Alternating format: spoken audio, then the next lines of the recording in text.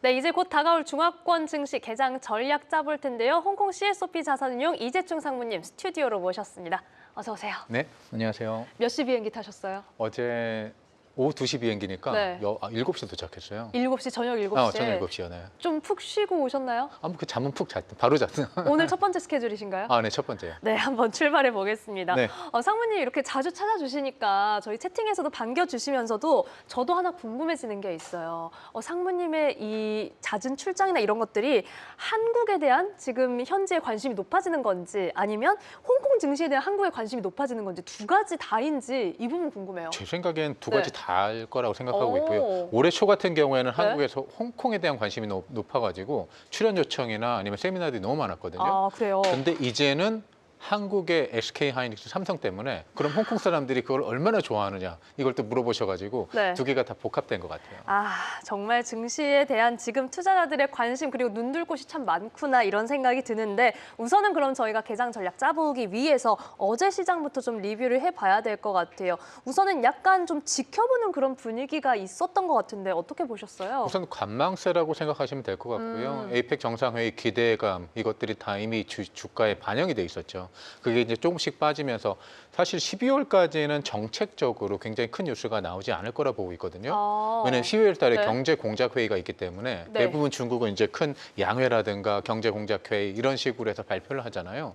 물론 그 전에 살짝 흘릴 수 있긴 하겠죠. 그래서 정책의 부재 그렇게 되면서 방향성을 잃어가는 이렇게 되면 이제 시장의 펀더멘털로 움직일 텐데 뭐 미국의 그 셧다운 되면서 좋아지긴 했지만 그건 미국을 위한 거고 그리고 셧다운이 되면서 이제 금리 인하라든가 이런 신호들이 보여야 전반적으로 유동성 장세 이렇게 좋아질 거라고 보고 있습니다. 네, 경제 공작 회의 네. 이 일정을 조금 기다리면서 시장을 지켜볼 수밖에 없겠다는 아무래도 생각이 그렇죠. 드네요. 네. 그리고 아까 지금 그 전에 방송에서 말씀하셨던 거 있잖아요. 네. 사실 홍콩 주식을 바라보는 한국 투자자 입장. 네. 만약에 내가 40대 이상이라면 이미 예전에 많이 해보셨어요. 그래요? 왜냐하면 2011년, 15년 홍콩 증시, 중국 붐이 증시 폭발한 있었죠. 적이 있었거든요. 굉장히 많이 들어와가지고 그때 본토에 투자하기 위한 쿼터가 QF 쿼터였는데 외국 투자자가 적격 투자자 자격증으로 네. 쿼터를 찾으러 다니셨어요.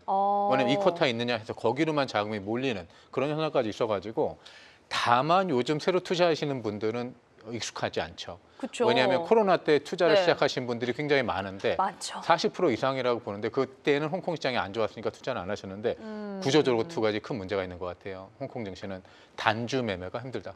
앞서 저희 코너에서 그러니까, 그 얘기했었어요. 그 얘기를 제가 잠깐 들으면서 네. 말씀드리는데 홍콩 거래소가 지금 굉장히 그걸 개선하려고 노력하고 있어요. 그래요? 근데 IT 인프라스트럭처를 너무 많이 바꿔야 돼서 잘하면 내년 하반기? 내년 하반기 잘하면 네, 그렇죠. 좀 걸리는 일이긴 하네요. 그래서 시간이 그때까지는 단주로 아니 이제 10개나 100개 이렇게 그 최소 단위가 있으니까 네. 한번 적어 놓으시고 이렇게 들어가야 된다라고 생각하면 되고 또 ETF 같은 가격이 싸잖아요. 그렇죠. 그럼 10주가 최소 매매거든요. 그렇게 되면 이 홍콩 달러로 70불, 한국 돈으로 18,000원. 네. ETF 매매가 어떻게 보면 쉽게 들어갈 수 있다. 이게 지금 ETF랑 개별 종목이랑 미니멈 바이 기준이 다른 건가요? 달라요. 같은 종목마다. 그래요? 그래가지고 그래서 실제로 트레이딩을 하신 트레이더 분들도 헷갈려요. 이거 뭐였지? 그러면서 거래가 안 되니까. 그때 다시 찾아보고 그러면서 주로 트레이드하는 종목들의 10주, 100주, 10주, 100주를 다 적어놓고 트레이드 하시죠. 쉽지 않네요. 과거에 한국이 그랬거든요. 네. 과거에 한국에 10주, 100주가 있었거든요. 쉽지 않은 부분이지만 저희는 이제부터 좀 쉬워지게 됐습니다. 상무님이 워낙 친절하게 설명을 해주셔서 우선은 지금 뭐 주식 투자를 코로나 시기에 한 분들도 많다고 하셨는데 요즘도 또 그렇기도 한 것 같고요. 그리고 홍콩 증시에 대한 관심도 다시 한번 좀 올라오는 시점인 것 같은데 지금 자금 이동의 이런 흐름 좀 어떻게 보시는지 궁금해요. 우선 홍콩 내 자금, 중국 자금, 글로벌 자금 세 가지로 해서 말씀드릴게요. 홍콩 자금, 네. 특히 연기금 쪽에서 상당히 많이 들어오고 있습니다. 그래서 저희가 한 올해 1월 달에 실시한 게 그 홍콩 주식만 하는 거였거든요. 거기에서 미국 생션 이름 쫙 빼고. 그래서 우리가 HSI 지수, HSCI 지수 한 40개, 60개 종목밖에 없잖아요. 네. 저희가 300배 종목을 만든 인덱스를 만들었는데 그게 누구한테 인기가 가장 많냐면 홍콩의 MPF 운용하는 애들. MPF 운용. MPF가 한국의 국민연금 격이거든요.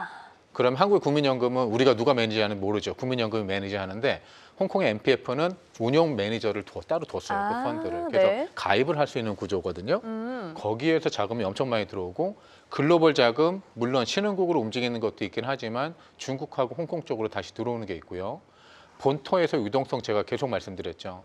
본토에서 홍콩 주식이 떨어질 때마다 사는, 특히 항생테크 아니면 트래커 펀드, 그다음에 샤오미나 아니면 중국의 테크 종목들. 실제 그래프를 보시면 떨어질 때 본토에서 들어오는 금액이 늘어나서 저희 자산고는 차라리 자산고는 가격 대비 플러스 그 좌수잖아요. 유닛 숫자인데 네. 실제로 올라가고 있어요. 계속. 그럼 이런 계속 식으로. 받쳐주네요. 그렇죠. 그래서 요 그래프가 이렇게 그려주면서 파동을 그리면서 그렇죠. 결국은 우상향하는. 네, 그래서 중국 본토 투자자들은 홍콩의 남양 계속 매수하고 있다. 가격이 남양 떨어질 자금 때마다. 유입된다. 네. 지금까지 한 번도 순 유출이 없었거든요. 또 저희가 저번에 한 2달 전에 말씀드리고 나서 네. 그래서 계속 그 현상이 또 지속되고 있다라고 생각하시면 될 것 같아요. 네, 이렇게 지금 자금의 움직임도 함께 체크를 해봤고 저희가 앞선 코너에서 신에너지 차에 대한 이야기가 좀 2번이나 언급이 됐었어요. 판매 비중이 50%를 넘겼다.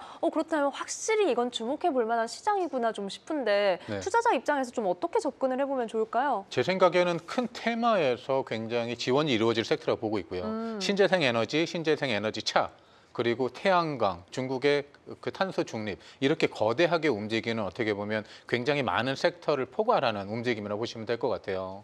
그래가지고 지금 BYD 가격 전쟁 때문에 BYD에 대한 의심이 있었죠, 우리가. 근데 그쵸. BYD 같은 경우에는 네. 장기적으로 보유해야 될 전기차 종목이라고 보고 있고요. 왜냐하면 지금 아까 말씀하셨던 거는 국내 판매량이 51% 늘었잖아요. 네. 근데 실제로 해외 수출 비중이 전달 대비 중국 차가 해외로 수출된 게 20% 늘었고 전년 대비 100%가 늘었습니다.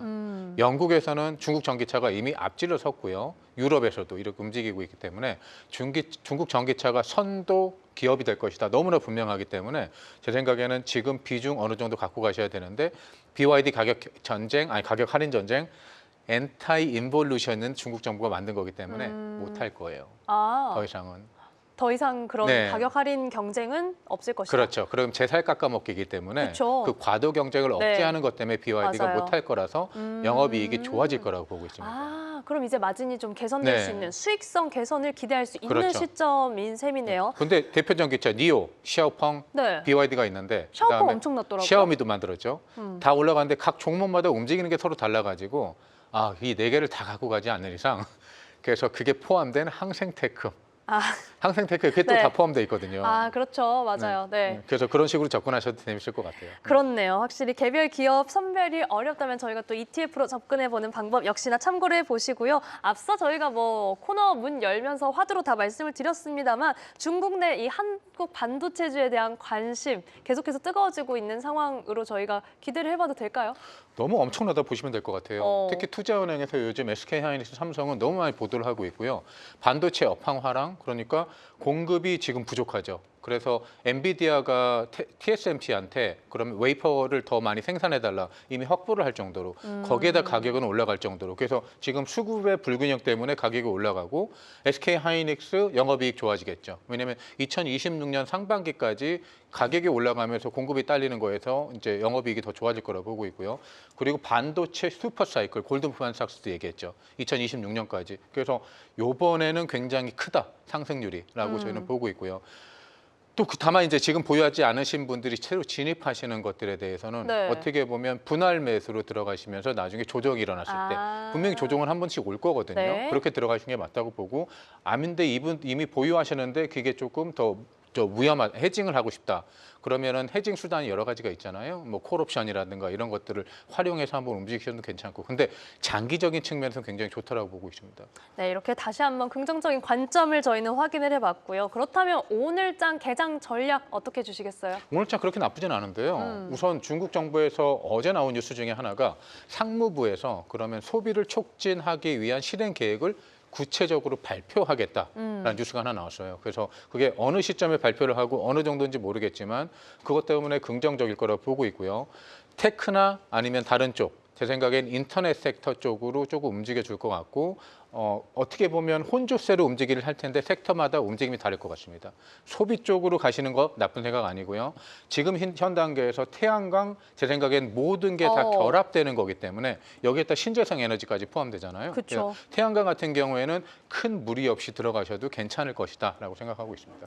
정말 투자 포인트가 넘쳐나는 그런 시장입니다. 개장 전략까지 짜봤고요. 자, 오늘 홍콩 CSOP 자산운용 이재충 상무님과 도움 말씀 함께했습니다. 고맙습니다. 감사합니다.